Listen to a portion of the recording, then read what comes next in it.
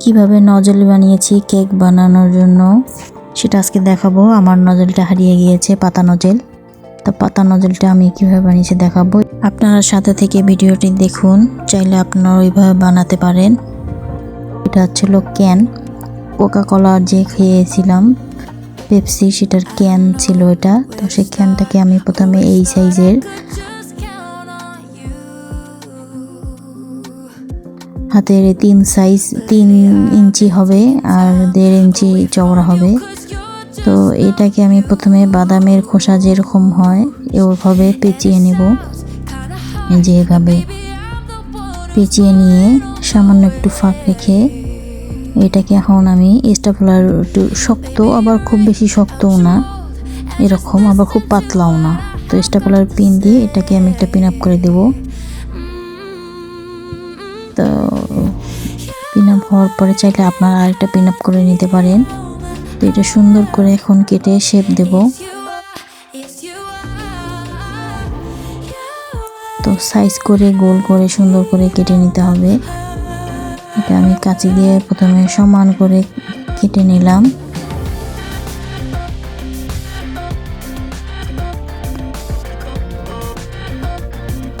এরপর ছোট কাঁচি দিয়ে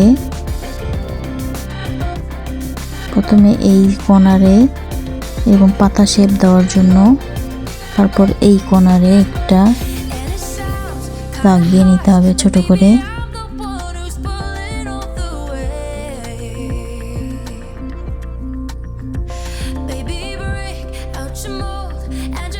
খুব সুন্দরভাবে ফিনিশিং দিতে হবে এবং মাঝখানটা চেপে দিতে হবে, যেহেতু পাতা নজল হবে।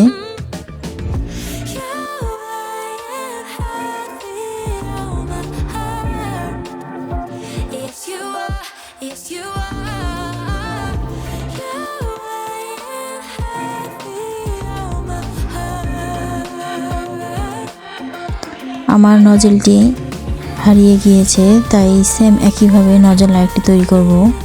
এই ক্যানটা একটু শক্ত, তাই সুন্দর ফিনিশিং হচ্ছিল না, এই জন্য বড় কাঁচি দিয়ে আমি এই কর্নারে একটা সাইড কেটে নেব, মাঝখানটা একটু ফাঁকা রেখে, এবং এই সাইডে একটু কেটে নেব এরকম করে, মানে ভি শেপ, কিন্তু মাঝখানটা একটু ফাঁকা থাকবে এরকম। মাঝখানটা আমি এইভাবে আবার একটা ভি শেপ দিয়ে নেব। 2 সাইডে ভি শেপ দেওয়ার পরে মাঝখানটা ভি শেপ আবার দিয়ে নেব।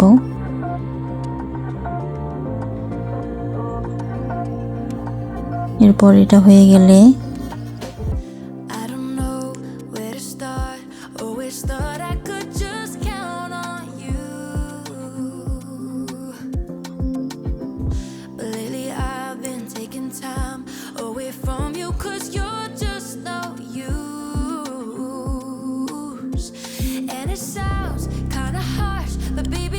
এরপর কাঁচি দিয়ে এটা সমান করে গোল করে কেটে নেব।